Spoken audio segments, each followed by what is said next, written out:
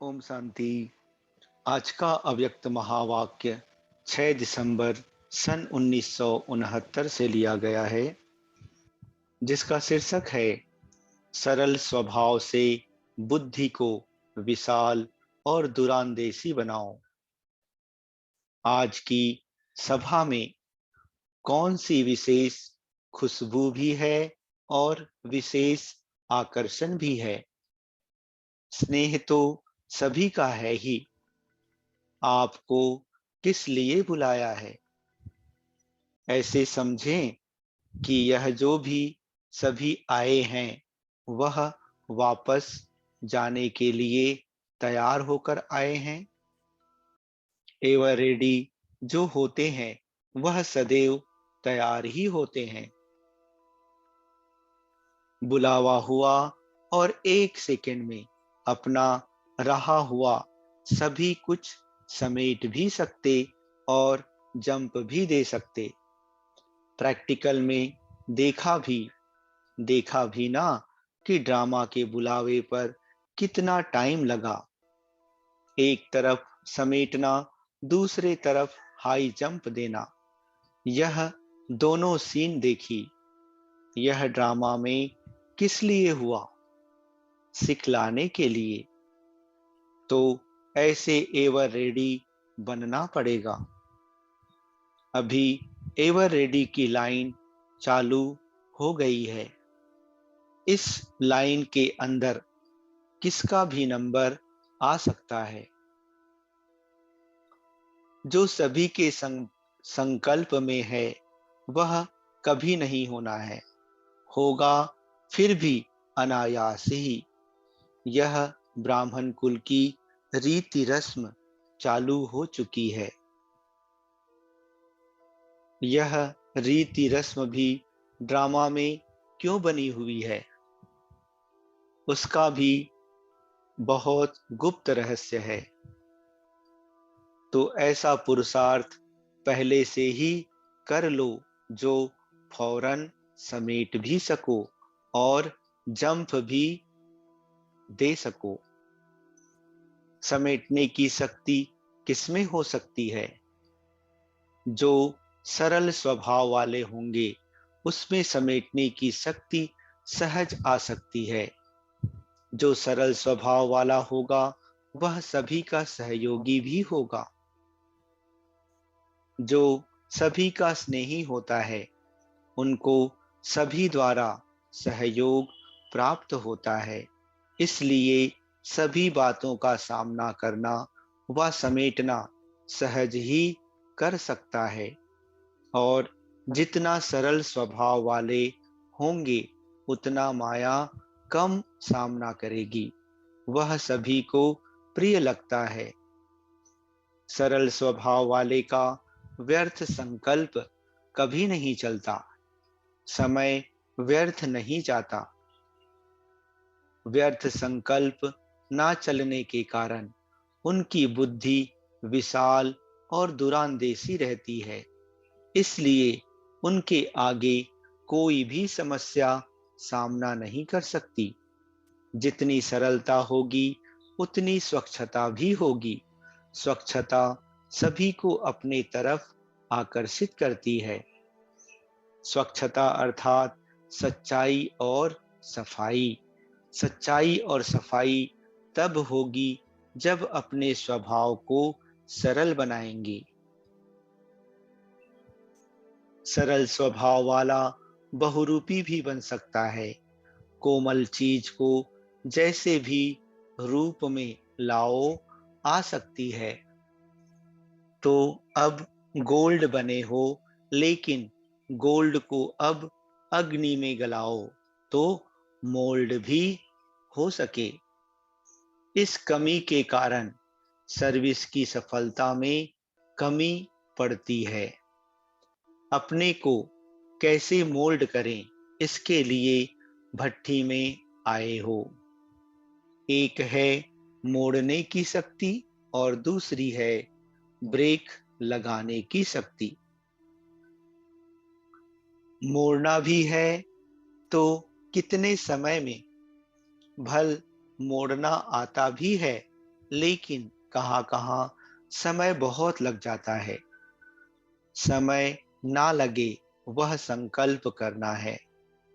संकल्प किया और सिद्ध हुआ, भट्ठी से ऐसा बन करके निकलना है जो हर संकल्प, हर शब्द सिद्ध हो। वह लोग रिद्धि सिद्धि प्राप्त करते हैं, लेकिन यहाँ योग की रिद्धि सिद्धि है। याद की रिद्धि सिद्धि क्या होती है, वह सीखना है। जो सिद्धि को प्राप्त होते हैं उनके संकल्प, शब्द और हर कर्म सिद्ध होता है। एक संकल्प भी व्यर्थ नहीं उठेगा।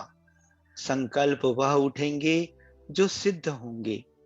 सर्विसेबल उसको कहा जाता है जिसका एक भी संकल्प बिना सिद्धि के ना जाए, अथवा ऐसा कोई संकल्प ना उठना चाहिए जो सिद्ध होने वाला ना हो। आपके एक एक संकल्प की वैल्यू है, लेकिन जब अपनी वैल्यू को खुद रखेंगे तब अनेक आत्माएं भी आप रत्नों की वैल्यू को परखेगी। इस भट्ठी से हरेक का चेहरा चैतन्य म्यूजियम बनकर निकले। और म्यूजियम तो बहुत बनाए, लेकिन अब एक एक को अपने चेहरे को चैतन्य म्यूजियम बनाना है। इस चैतन्य चेहरे के म्यूजियम में कितने चित्र हैं? इस चेहरे के म्यूजियम में कौन कौन से चित्र फिट करेंगे? म्यूजियम में पहले चित्रों की फिटिंग अर्थात ठीक बिठाना करते हैं। बाद में डेकोरेशन अर्थात सजाना होता है। फिर उद्घाटन कराना होता है और फिर ओपिनियन अर्थात सबके विचार लेना होता है। तो आपके इस चैतन्य म्यूजियम में 3 मुख्य चित्र हैं, भ्रिकुटी, नयन और मुख। इन द्वारा ही आपकी स्मृति, वृत्ति,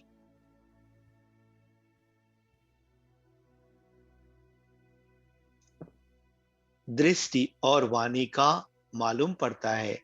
जैसे त्रिमूर्ति, लक्ष्मी नारायण और सीढ़ी, यह 3 मुख्य चित्र है ना, इसमें सारा ज्ञान आ जाता है। वैसे ही इस चेहरे के अंदर यह चित्र अनादि फिट हैं। इनकी ऐसी डेकोरेशन अर्थात सजावट हो जो दूर से यह चित्र अपने तरफ आकर्षण करे। आकर्षण होने के बिना रह नहीं सकेंगे। आप लोग म्यूजियम बनाते हो तो कोशिश करते हो ना कि चित्र ऐसे डेकोरेट हो जो दूर से आकर्षण करे, किसको बुलाना भी ना पड़े। वैसे ही आप हर एक को अपना म्यूजियम ऐसा तैयार करना है जो कुछ सुना है उसको गहराई से सोच करके एक एक रंग में समा देना है। जिन्होंने जितना गहराई से सुना है उतना अपने चलन में प्रत्यक्ष रूप में लाया है, उन संस्कारों को प्रत्यक्ष करने के लिए एक एक बात की गहराई में जाओ और अपने एक एक रग में वह संस्कार समाओ। कोई भी चीज को किसमें समाना होता है तो क्या करना होता है? एक तो गहराई में जाना होता है और अंदर दबाना होता है, कूटना पड़ता है। कूटना अर्थात हर एक बात को महीन बनाना। इस कारण महीन बनाना, इस भट्ठी से संस्कारों को प्रत्यक्ष रूप में लाने की प्रतिज्ञा करके निकलना है। जितना बाप को प्रत्यक्ष करेंगे, उतना खुद भी प्रत्यक्ष करेंगे। बाप को प्रत्यक्ष करने से आपकी प्रत्यक्षता बाप के साथ ही है, ऐसा बनना और फिर बनाना है। समझा?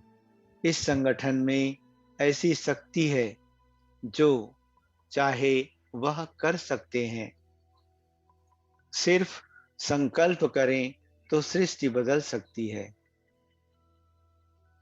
ऐसी शक्तिशाली आत्माएं हैं, लेकिन अब संकल्प कौन सा पावरफुल करना है, उसको फिर से रिफ्रेश करना है। इस मधुबन के लिए ही गायन है कि कोई ऐसा वैसा पांव नहीं रख सकता। मधुबन है सौभाग्य की लकीर, उसके अंदर और बाहर कोई पांव नहीं रख सकता। अभी आप सभी को बाप दादा समझाते हैं कि यह स्नेह की तस्वीर है, जिस स्नेह के घेराव के अंदर बाप दादा निवास करते हैं, उसके इसके अंदर कोई आ नहीं सकता। चाहे भल अपना शीश भी उतार कर रखे, साकार रूप में स्नेह मिलना कोई छोटी बात नहीं है। उसके लिए तो आगे चलकर जब रोना देखेंगे, तब आप लोगों को उसकी वैल्यू का मालूम होगा। रो रो कर आपके चरणों में गिरेंगे, स्नेह की एक बूंद की प्यासी हो चरणों में गिरेंगे। आप लोगों ने स्नेह के सागर को अपने में समाया है, वह एक बूंद के भी प्यासे रहेंगे। ऐसा सौभाग्य किसका हो सकता है? सर्व संबंधों का सुख रसना जो आप आत्माओं में भरी हुई है, वह और कोई में नहीं हो सकती। तो ड्रामा में अपने इतने ऊंच भाग्य को सदैव सामने रखने से रिटर्न देना आप ही याद रहेगा। अच्छा, ओम शांति।